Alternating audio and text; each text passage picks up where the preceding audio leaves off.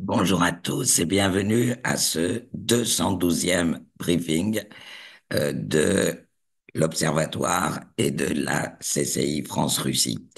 Alors aujourd'hui, c'est encore une fois cette semaine, c'est Arnaud qui sauve l'honneur puisqu'il est le seul sur place en live à Moscou et avec Igor, on est évidemment un petit peu loin. Mais c'est Igor, pour se rattraper, qui va plancher aujourd'hui, Arnaud complétant et répondant aux questions, si questions il y a. Igor, c'est à toi. Merci Yann. Bonjour à tous. Alors, je vais donc commencer comme d'ordinaire par l'économie avec la principale nouvelle de cette semaine qui est la présentation du budget par le ministre des Finances, Monsieur Siluanov, qui a donc présenté le budget fédéral pour 2025-2027. Alors, je vous préviens, il y a des chiffres, il y a même beaucoup de chiffres, donc je vais essayer d'être assez synthétique et pour vous les présenter, mais ce qu'il faut en retenir, c'est que l'État russe entend engranger près de 40 000 milliards de roubles de recettes et dépenser un peu plus de 41 000 milliards de roubles sur le même exercice budgétaire, ce qui fait donc émerger un déficit de l'ordre de 0,5% du PIB. Je rappelle qu'actuellement, le déficit budgétaire est inférieur à 1% du PIB, mais que ça devrait un petit peu augmenter d'ici la fin de l'année. Donc, qu'est-ce qu'on constate? On constate qu'il y a une inflation, en tout cas une augmentation des recettes publiques de l'ordre de 15% par rapport à cette année, ce qui est beaucoup, et également une augmentation des dépenses un petit peu inférieure, puisqu'elle est de l'ordre de 9% par rapport à ce qui est envisagé dans le budget actuel. Donc des dépenses et des revenus en augmentation. Où iront les priorités budgétaires? Priorité numéro un présentée par M. Siluanov, la sphère sociale, l'augmentation des retraites, les programmes d'aide à l'enfance, les programmes pour soutenir la natalité, hein, tout ce qu'on évoque un peu au fil de nos briefings depuis maintenant plusieurs mois. Deuxième poste budgétaire, sans surprise, les dépenses de défense, la sécurité nationale. Je rappelle que l'an dernier, on estime que pratiquement en volume, les postes liés à la défense au sens le plus large possible représentaient pratiquement 30% de l'ensemble des dépenses de l'État, ce qui est évidemment énorme. Et enfin, troisième poste envisagé pour le budget à venir, eh bien, le développement des infrastructures et des technologies. Alors, encore quelques chiffres autour de ce budget. Alors, évidemment, j'ai parlé d'augmentation des revenus. Alors, sur quoi mise l'État russe pour financer ce budget, ces augmentations de dépenses? Il y a évidemment quelque chose dont on a parlé qui est essentiel, c'est la réforme fiscale. Puisqu'avec cette réforme fiscale et donc l'introduction d'un élargissement de l'assiette et donc d'un barème un petit peu plus fourni, eh bien, cette réforme fiscale devrait rapporter l'an prochain à elle seule 2700 milliards de roubles supplémentaires, ce qui représente pratiquement déjà la moitié de l'augmentation du budget. Il faudra encore aller chercher l'équivalent pour couvrir donc en quelque sorte le déficit. Les hypothèses de croissance formulées par le ministère des Finances, je le rappelle, elles étaient l'an dernier d'une croissance de 2,3% pour la Russie cette année. Or, ça semblerait qu'on termine l'année plutôt sur quelque chose qui soit situé entre 3,5 et 4%. Le ministère du Développement économique a publié très récemment, ces jours-ci, ses prévisions de croissance. Il table désormais sur 3,9% pour cette année. Sberbank table sur 3,8%.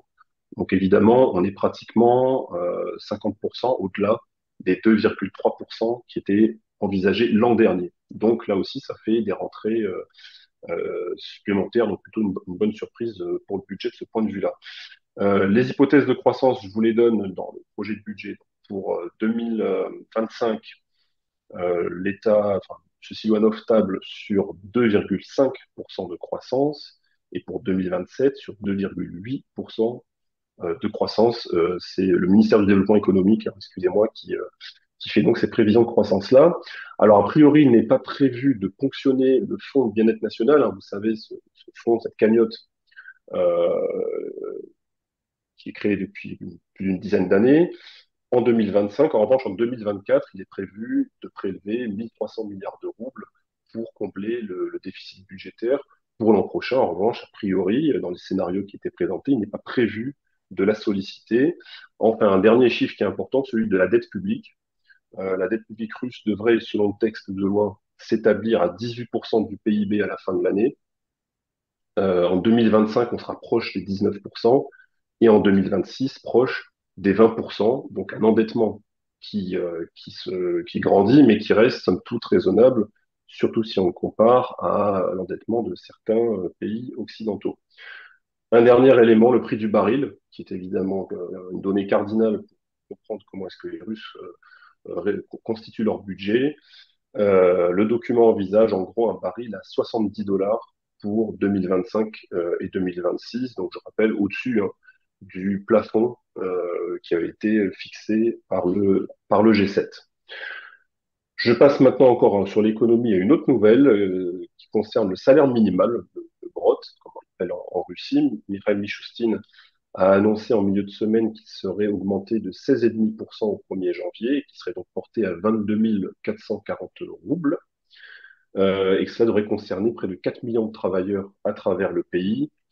Depuis le 1er janvier dernier, ce SMIC, hein, en quelque sorte, est fixé à un peu plus de 19 000 roubles aujourd'hui, donc, en Russie. Et donc, son indexation fait partie des dépenses supplémentaires que j'ai évoquées juste avant sur un budget donc, qui est en inflation.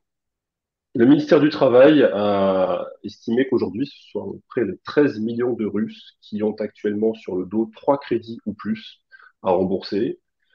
Tout type d'emprunt confondu, prêt hypothécaire dont on parlait la semaine dernière, crédit auto, crédit à la consommation.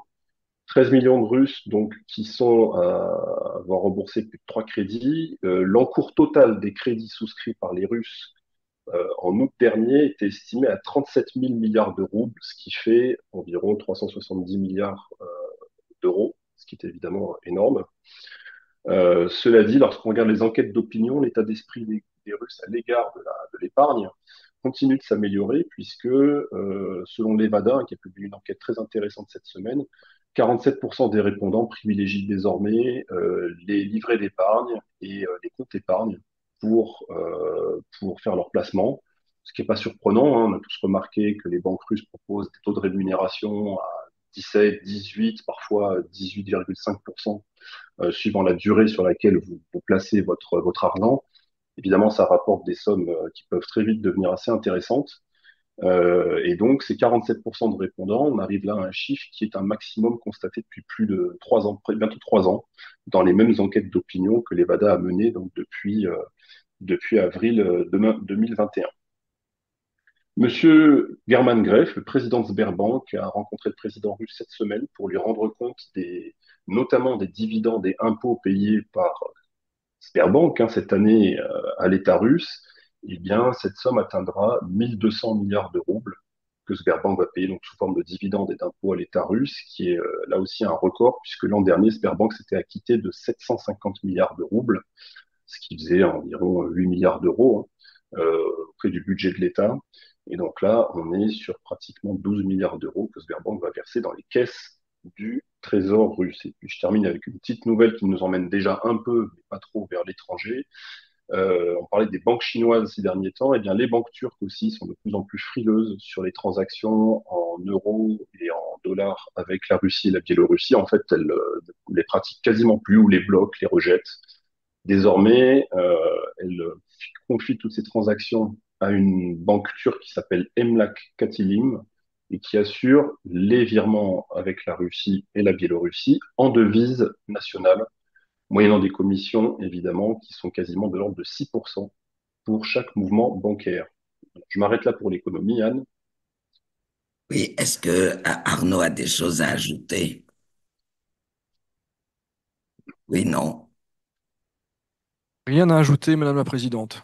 Bon, il y a une question. La plupart des questions que j'ai jusqu'à maintenant concernent plutôt la politique étrangère, la politique internationale, mais quelqu'un demande si les salaires au black occupent aujourd'hui une place importante en Russie. L'économie informelle, traditionnellement, Oui, une place non négligeable. Alors, j'ai pas de chiffres. Là, je donnais beaucoup de chiffres. Donc là, je vais vous décevoir. J'ai pas de chiffres à donner en pourcentage, ce que ça représente du PIB ou en volume. On l'avait fait sur les briefings précédents. J'ai plus le chiffre exact en tête, mais oui, traditionnellement, ça représente une part non négligeable de l'économie russe. Premier élément. Et le deuxième élément est l'augmentation des salaires.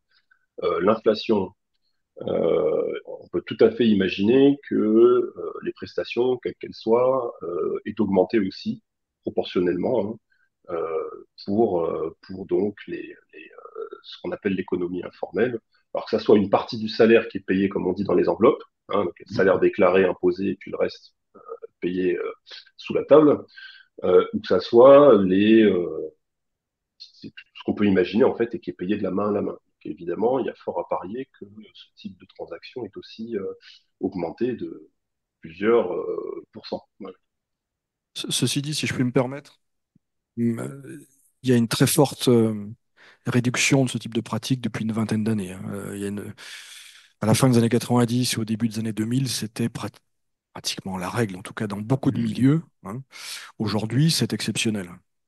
Et de plus en plus de Russes refusent, pour plein de raisons, et des raisons assez classiques, hein. C'est que, comme cela a été dit précédemment, ils souhaitent emprunter. Or, vous n'empruntez pas si vous êtes payé au black. Donc, cette pratique est devenue marginale en réalité. On continue, Igor, parce que j'ai pas d'autres questions. Je vais passer donc au sujet de la politique intérieure, avec d'abord les suites de l'affaire Whiteberries que Arnaud a présenté extensivement la semaine dernière. Vous notez bien, les choses n'en sont pas restées là. Je rappelle donc qu'il y a eu une fusillade au bureau de Whiteberries à quelques centaines de mètres du Kremlin le 18 septembre dernier, qu'il y a eu 2 morts et plusieurs blessés, hein, dans le cadre de cette fusillade. Fusillade qui en gros faisait intervenir le mari ou futur ex-mari de Madame Bakalchuk, un présidente de Wildberries, qui a débarqué donc dans les bureaux de Wildberries en étant accompagné de gros bras, hein, comme on dit, tchétchènes, et qui était venu pour prendre le contrôle en fait manu militari par la force, eh bien des bureaux. 26 personnes sont aujourd'hui détenues dans le cadre de cet accident grave.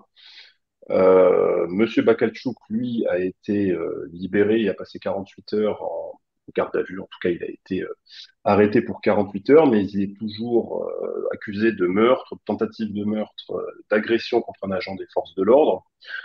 Alors, sur les 26 détenus, tous ont fait part de leur volonté d'être envoyés dans ce qu'on appelle la zone de l'opération spéciale pour échapper, évidemment, à la procédure judiciaire qui va s'ouvrir contre eux, hein, pour des chefs d'accusation très graves. Je rappelle qu'il y a eu 2 morts.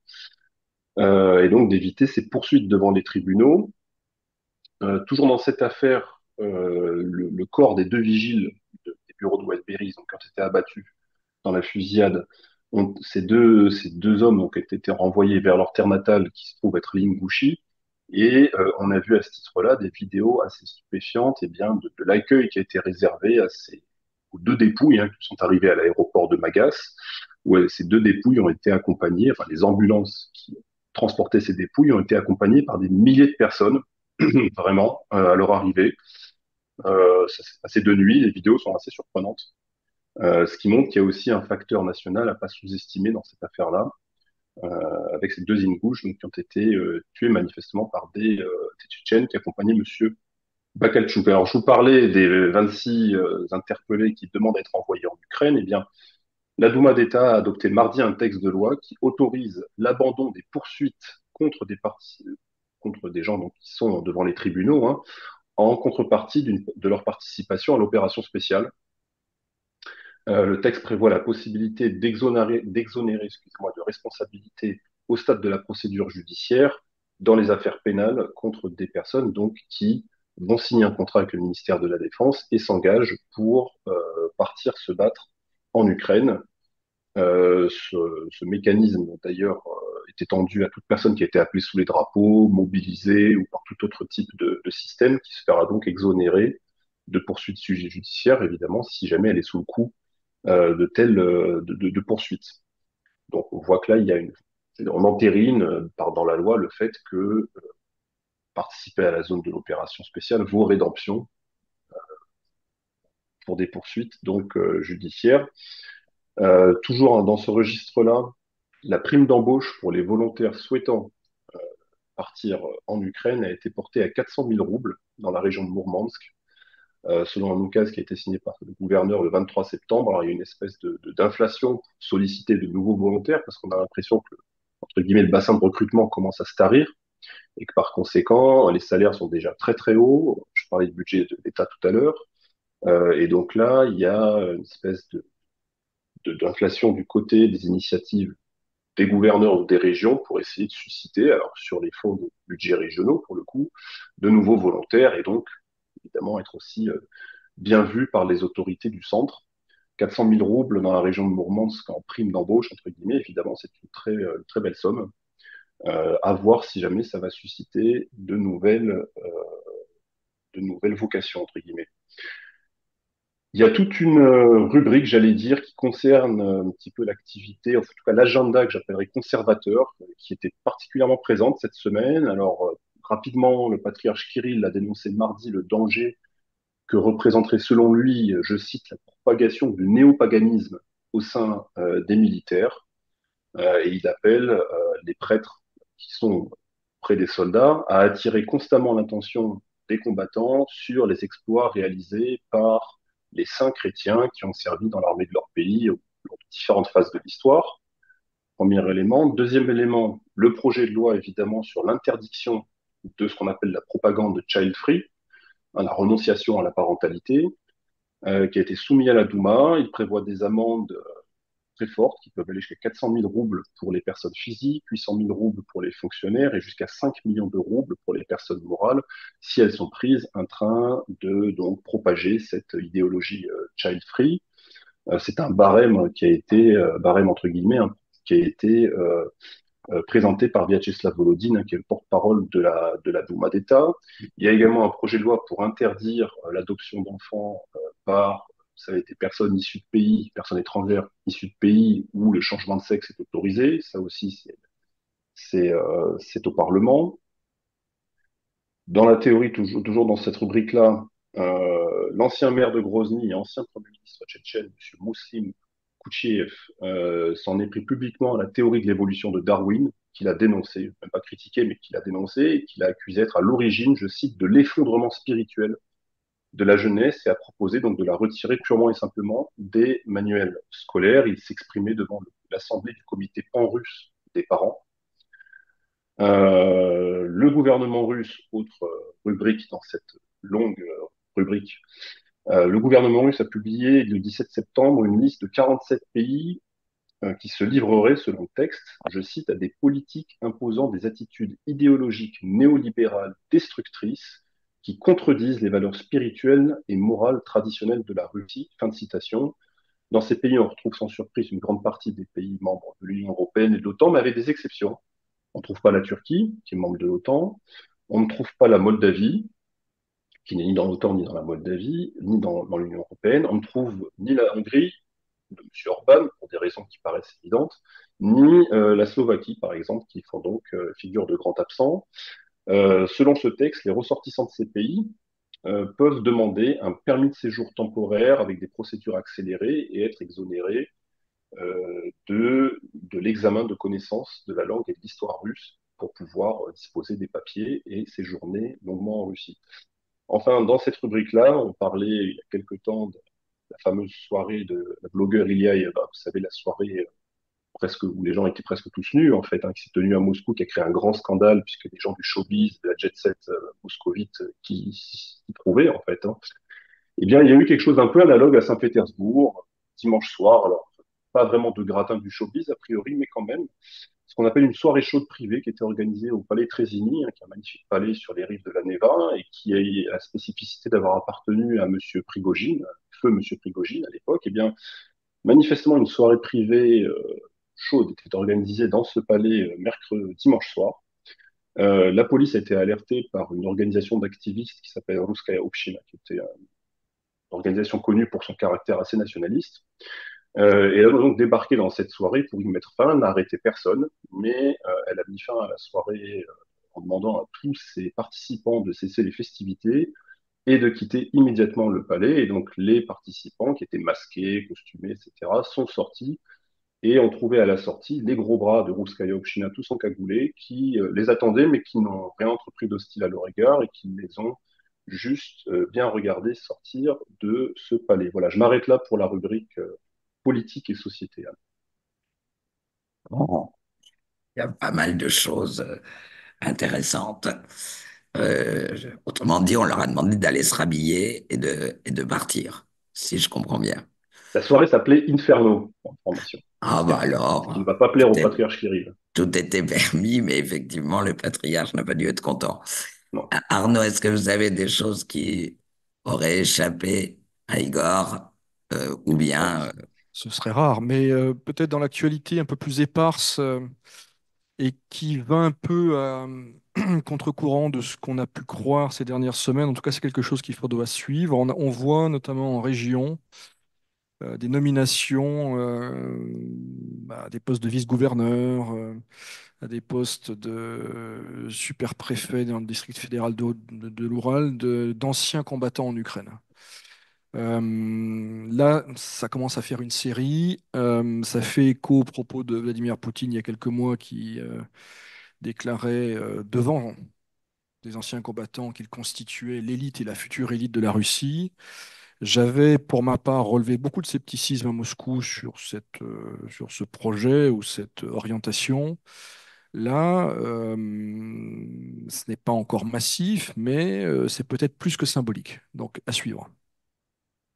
absolument. Euh, une question qui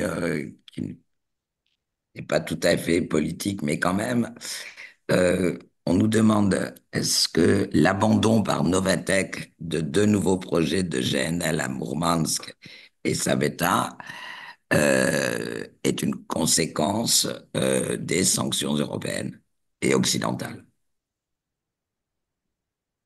Bah, il faudrait leur demander, c'est encore le plus simple. Mais il est évident que les sanctions américaines et européennes compliquent la tâche et obligent à définir de nouvelles priorités. Également à trouver de nouvelles technologies, de nouveaux circuits d'approvisionnement. Donc oui, si en tout cas, à l'inverse, s'il n'y avait pas eu ces sanctions, on peut penser que Novatek n'aurait pas fait ces annonces. On va peut-être passer à l'international. Igor, ça vous fait des petites pauses, mini, mais bon. Oui, oui. Alors, sur l'international, en ce qui concerne l'aide à l'Ukraine, principalement deux nouvelles. D'abord, la visite de Madame Ursula von der Leyen la semaine dernière à Kiev, en septembre, où elle a rencontré donc les autorités ukrainiennes. Alors, il était beaucoup question de fourniture d'énergie, puisque, comme vous le savez certainement, suite aux frappes russes, eh bien, il y a un déficit d'énergie qui s'est creusé ces derniers mois en Ukraine. L'Ukraine qui risque d'aborder l'hiver avec une immense partie de son réseau d'énergie qui est en fait hors service et détruit. Monsieur Zelensky, qui s'exprimait à l'ONU il y a quelques heures, j'en parlerai tout à l'heure, a affirmé que 80% du réseau d'énergie ukrainien est détruit et qu'avec évidemment l'approche de l'hiver, ça risque de poser des problèmes très graves pour plusieurs centaines de milliers, voire millions de personnes à travers le pays. Alors, Madame von der Leyen a rappelé que la Lituanie avait entrepris de démonter une de ses centrales thermiques qui était en réserve, en fait, pour l'envoyer en pièces détachées en Ukraine et qu'elle puisse générer de l'énergie. Il est question aussi de rebasculer de l'énergie sur l'Ukraine à partir des réseaux européens. Mais évidemment, c'est un très gros enjeu et qui donc a un caractère d'urgence. Et deuxième élément, elle n'est pas venue les mains vides, en tout cas pas complètement vide, puisque elle a promis un crédit de 35 milliards d'euros, j'en parlais la semaine dernière, hein, garanti par les profits générés par les avoirs russes gelés, j'ai évoqué lors du précédent briefing, mais c'est pour l'instant une promesse puisque ce crédit doit encore être approuvé par les 27 d'une part, et d'autre part, il nécessite, comme je l'expliquais la semaine dernière, que l'Union européenne modifie les textes des sanctions, puisque les sanctions sont reconduites tous les 6 mois, comme vous le savez, et là, il faudrait qu'elles soient reconduites au minimum 3 ans, voire 5 ans, afin de diminuer le risque lié à la garantie du crédit qui est adossé aux avoirs russes gelés. Alors, évidemment, les avoirs russes gelés, pour information, rapporteraient entre 2 et 3,5 milliards d'euros par an en ce qui concerne l'Union européenne. Donc 35 milliards, ça permettrait grosso modo de garantir sur 8-10 ans euh, c'est, euh, cette somme-là, juste en se servant sur donc les intérêts générés par ces avoirs russes. Deuxième information sur l'aide à l'Ukraine, c'est les États-Unis qui hier ont annoncé un nouveau paquet d'aide militaire, 375 millions de dollars. Donc on reste sur, j'allais dire, un volume assez similaire à ce qu'on voyait ces dernières semaines, principalement des livraisons de munitions, des missiles anti-chars et des véhicules blindés légers. Alors un des gros sujets de la semaine, c'est évidemment le déplacement de M. Zelensky aux États-Unis. Il est arrivé dimanche soir, il y a encore, donc une très longue visite avec beaucoup de rendez-vous pour le président ukrainien. Il était à Washington, il a visité une usine d'armement aux États-Unis, il est à New York, s'est exprimé devant l'Assemblée générale des Nations Unies. Il doit rencontrer en ce moment, ou d'ici quelques heures, le président américain et la vice-présidente Kamala Harris, qui est candidate démocrate à l'élection présidentielle. Alors, cette visite a plusieurs objectifs, hein. Tout d'abord, M. Zelensky souhaite convaincre, présenter à ses soutiens ce qu'il appelle le plan pour la victoire, hein, qui recouvre plusieurs points, parmi lesquels obtenir l'autorisation de réaliser des frappes dans la profondeur en Russie, avec les missiles longue portée, Storm Shadow, Scalp, etc. Premier point. Deuxième point, il veut obtenir des financements supplémentaires, il veut obtenir des munitions et des armements en plus, et sanctuariser des garanties de sécurité suffisamment robustes, plus robustes possible, dira-t-on, pour son pays. Ça, c'est un premier élément. Deuxième élément, il va aussi pour discuter de sa formule pour la paix, je reviens pas dessus, hein, qui prévoit qu'il y ait une deuxième conférence pour la paix qui se tienne avant l'élection américaine et conférence pour la paix à laquelle serait cette fois-ci invité, en tout cas autorisé à participer, la Russie, Moscou qui a déjà fait savoir qu'elle n'irait pas à ce format-là si jamais il se tenait. Ce qu'on en sait pour l'instant du bilan de cette visite, qui n'est pas encore terminée, hein, comme je l'ai dit, c'est qu'elle n'est pas très très concluante quand on lit la presse anglo-saxonne et les indiscrétions des uns et des autres qui sont citées dans les grands titres américains principalement. Le plan pour la victoire de M. Zelensky manifestement a laissé susciter beaucoup de scepticisme auprès de ses plus proches soutiens. Certains pays qui ne sont pas cités, ou représentants de ces pays plutôt, qui ne sont pas cités, ont qualifié ce plan de wish list, de liste de souhaits plus qu'autre chose, d'une part. D'autre part, un pays soutien de l'Ukraine, un pays qui n'est pas cité, un des représentants de ce pays aurait même suggéré d'envisager l'option de reprendre les discussions avec M. Poutine pour trouver une issue à ce conflit. Alors, le pays n'est pas cité, mais on peut penser par exemple que c'est l'Allemagne, hein, quand on voit les dernières prises de position de M. Scholz, en tout cas depuis le mois d'août. Ça pourrait être l'Allemagne. Donc pour l'instant, rien de très concret, à part ce paquet d'aides que j'ai évoqué, hein, 375 millions de dollars, hein, évidemment. Mais la visite n'est pas finie. Il doit rencontrer Joe Biden, Kamala Harris. Je l'ai dit, M. Trump, avec qui il était envisagé qu'il y ait une rencontre, a refusé de rencontrer M. Zelensky.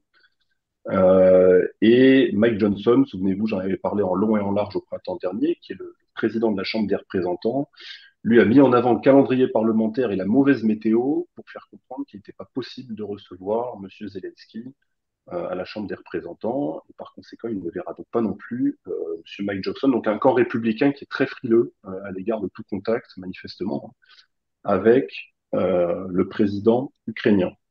Deuxième gros sujet, ce qu'on a tous entendu a priori hier, eh bien, c'est l'actualisation, on appelle l'actualisation de la doctrine nucléaire russe, puisque hier, Vladimir Poutine s'est exprimé à la télé dans le cadre d'une réunion du Conseil de sécurité de la Fédération qui était consacrée à la dissuasion nucléaire. Alors évidemment, cette réunion s'est tenue dans son immense partie à huis clos, mais il y a eu quelques minutes durant lesquelles les caméras ont été autorisées et une déclaration, 4 ou 5 minutes, je ne me souviens plus, du président russe, qui a retenu beaucoup d'attention.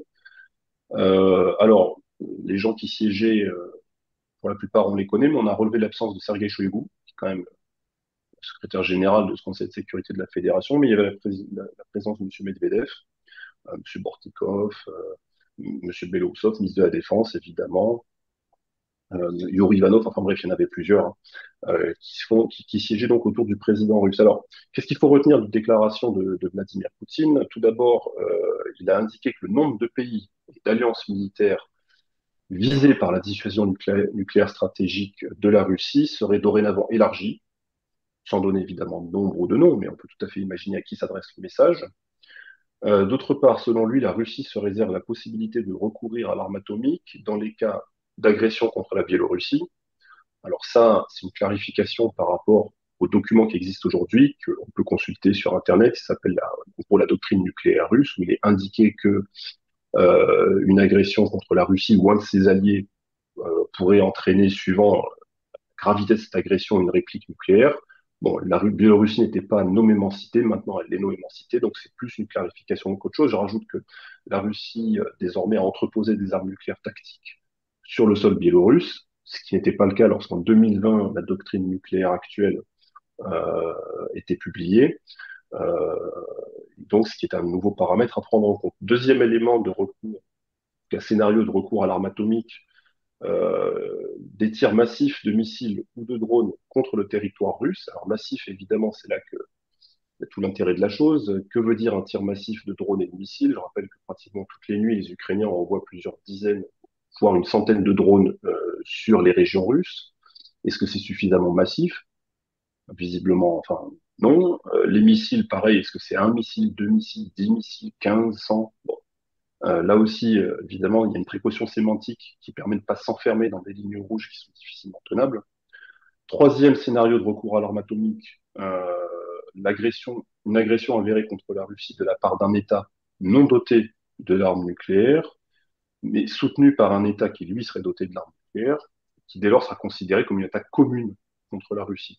Et c'est là où ça renvoie à la déclaration que j'indiquais en préambule, à savoir que l'assiette, entre guillemets, des pays est élargie, puisque traditionnellement, la dissuasion nucléaire stratégique russe est d'abord tournée vers les pays dotés de l'arme nucléaire, France, Grande-Bretagne, États-Unis, évidemment, hein, et tous les autres pays qui ne sont pas dotés d'armes nucléaires, mais qui peuvent avoir des armes de destruction massive comme des armes chimiques ou des capacités conventionnelles plus ou moins avérées, eux sont plutôt avant tout visés par la stratégie, la dissuasion stratégique conventionnelle, ou en tout cas nucléaire non stratégique, c'est-à-dire les armes nucléaires tactiques. Bon, je ne rentre pas plus dans le détail. Là, évidemment, il y a une évolution, puisque désormais un pays non doté qui entreprendrait une agression contre la Russie, hein, évidemment, pourrait être concerné, alors qu'il n'a pas d'armes nucléaires stratégiques, qu'il ne peut pas rayer aucune ville de la carte en quelques secondes, pourrait être, évidemment, concerné par un tir d'armes nucléaires stratégiques, ce qui est quand même une petite évolution. Alors, il y a eu aussi l'entrée de la Finlande dans l'OTAN, des bases de l'OTAN qui sont en train d'être établies sur le territoire de ce pays-là, nouvellement entré, et il y a évidemment le conflit qui gronde en Ukraine. Et quatrième scénario de recours à l'arme atomique présenté par le président russe, eh bien, c'est une attaque conventionnelle qui présenterait, je cite, une menace critique. Alors ça, le scénario d'attaque conventionnelle, il est déjà évoqué dans le document que je présentais tout à l'heure, hein, la doctrine nucléaire russe de 2020, mais il est évoqué, disons que le scénario du recours à l'arme atomique est envisagé si jamais l'existence même de l'État, c'est tel que c'est formulé dans le texte, l'existence même de l'État est menacée. Là, on parle de menace critique, c'est aussi une formulation qui est très vague, mais qui est une précaution sémantique qui permet de ne pas s'enfermer dans des lignes de rouge qui seraient davantage intenables. Euh, Deux dernières nouvelles très courtes. Une déclaration que j'ai relevée de M. Hakan Fidan, le ministre turc des Affaires étrangères, qui s'exprimait, qui a accordé un long entretien la semaine dernière à l'agence turque Anadolu, dans lequel il déclare que la levée des sanctions sur la Russie ferait partie du package de possibles discussions en vue de mettre un terme au conflit. Alors, on pourrait éviter, ça paraît très très hypothétique et très lointain, donc, mais pourquoi c'est intéressant de le relever, pourquoi je vous le dis, c'est parce qu'Hakan Fidan, c'est pas n'importe qui, c'est l'ancien maître espion turc, hein, c'était avant d'être ministre des Affaires étrangères de la Turquie, dans le précédent gouvernement, il était le chef du service de renseignement turc. Le mythe, c'est quelqu'un qui a une réputation d'être très intelligent, très fin, d'être puissant. Et donc, le fait qu'il s'exprime sur ce sujet et qu'il ait cette déclaration-là, à mon avis, il vaut la peine de le relever. Il a mis en garde contre une extension du conflit ou son gel le long de la ligne de contact en cas d'échec des pourparlers. Donc, pour lui, ce serait dans les deux cas de mauvaises options.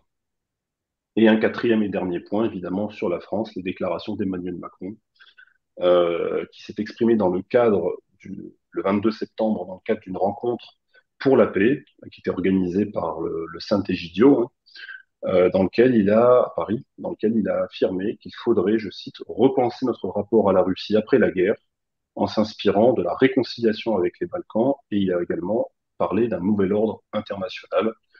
Emmanuel Macron, qui il y a encore quelques mois évoquait le possible envoi de plusieurs milliers de soldats, donc à Odessa, on se souvient, en mai-juin.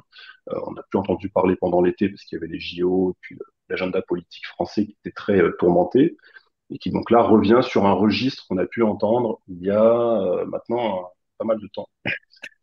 Voilà, je m'arrête là. Merci beaucoup pour toutes ces informations, tous ces commentaires. Arnaud, vous voulez peut-être ajouter quelque chose? Non, mais je crois qu'il y a des questions qui, Il y a des questions, qui oui. sont tombées, oui. Oui, notamment, vous parliez tout à l'heure de Shoigu. Une question, l'envoi de Shoigu en Iran est-il une réhabilitation, entre guillemets, ou à l'inverse, un éloignement du centre vers des missions d'intérêt moyen? Je dirais ni l'un ni l'autre. Ce n'est pas une réhabilitation, ce n'est pas une disgrâce non plus. Il est dans l'exercice stricto sensu de ses fonctions de secrétaire du Conseil de sécurité nationale de Russie. Ça, c'est normal. C'est normal qu'il aille en Iran, de même que c'est normal qu'il aille en Corée du Nord ou ailleurs. Ce qui est plus étonnant, c'est son absence hier. Parce que il était ministre de la Défense. Même s'il n'est pas militaire de carrière, il a quand même une légitimité, on pourrait le croire en tout cas. Et c'est un sujet sur lequel le pouvoir voulait communiquer. Donc évidemment, ça attire l'attention. Bien Et sûr. ça attire l'attention parce que, on l'a dit ces dernières semaines, de très nombreuses personnes de son entourage ont été soit inquiétées, soit poursuivies, soit déjà incarcérées.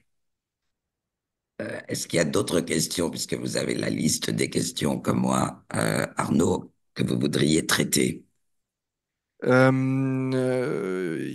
y a une question sur les hommes en armes, comment autant d'hommes armés ont pu approcher du Kremlin, en référence à l'affaire Wildberries. C'est l'une des questions qui se posent et que se posent beaucoup de gens, notamment sur Telegram. Alors ça renvoie évidemment à beaucoup de théories du complot, les allégeances des uns et des autres, le chef de la garde nationale qui aurait laissé passer parce que peut-être lui-même intéressé, etc., etc. Je ne sais pas quel crédit accorder à ces théories. Bon, on ne parle pas non plus d'un convoi de centaines de personnes. Donc on peut parfaitement imaginer que ces hommes en armes se soient approchés de façon discrète dans des véhicules privés. Euh, le plus choquant, encore une fois, dans cette affaire, c'est qu'il y ait des victimes. Et c'est cette impression de régression vers les années 90 qu'on évoquait la semaine dernière. Igor l'a dit de façon très surprenante, hein. Monsieur Bakalchouk a pu rentrer chez lui alors que les premiers éléments et les premières tendances étaient plutôt négatives contre lui. Donc ça veut dire il bénéficie de soutien, ça on le savait, mais de soutiens qui ont pu plaider sa cause en très haut lieu pour peut-être qu'il n'entraîne pas dans sa chute d'autres représentants de l'establishment moscovite. Donc, encore une fois, tout ça peut paraître un peu exotique, un peu, mais c'est important parce que l'entreprise d'abord est importante. Wildberries, ça pèse dans l'économie russe, c'est la nouvelle économie, quelque part. C'est un nouvel acteur, ce n'est pas, comme on disait, une oligarque héritière, c'est une entreprise qui a été créée. Et puis, il y a des enjeux plus régionaux, hein. Il se dit que d'un côté, il y a Kadyrov, enfin, ça s'est avéré. En tout cas, M. Bakalchouk en a appelé aux autorités tchétchènes dès le mois d'août pour plaider sa cause. Et il se dit que de l'autre côté, il y aurait M. Kerimov, un oligarque daguestanais bien connu. Et donc, évidemment, ça complique la donne et ça lui donne comment dire, un potentiel assez explosif au niveau régional, alors même que les relations entre Tchétchènes et daguestanais n'est pas simple, hein, et sans même remonter à 1999, on sait qu'il y a des tensions, des contentieux, parfois même des revendications territoriales. Donc c'est un sujet compliqué et avec des dérives qui ne sont pas du meilleur effet pour le pouvoir, ça c'est certain. Et le démontage, la demande de démontage du pont de Crimée, ça ne vous inspire pas? Non, puisqu'on discute de sujets sérieux, me semble-t-il ici. Une question qui était déjà posée la semaine dernière et à laquelle on n'avait pas eu le temps de répondre, concernant ce plongeur ukrainien qui avait été interpellé au mois d'août et de façon concomitante, on avait eu le Wall Street Journal qui avait indiqué que les Américains étaient tout à fait au courant de ce projet. La question est pourquoi est-ce qu'on en parle aussi peu en Europe? Et Alors, qu'est-ce qu'il en est de la Russie? On est un peu gêné aux entournures, c'est ça la vérité. C'est-à-dire que on a de fait,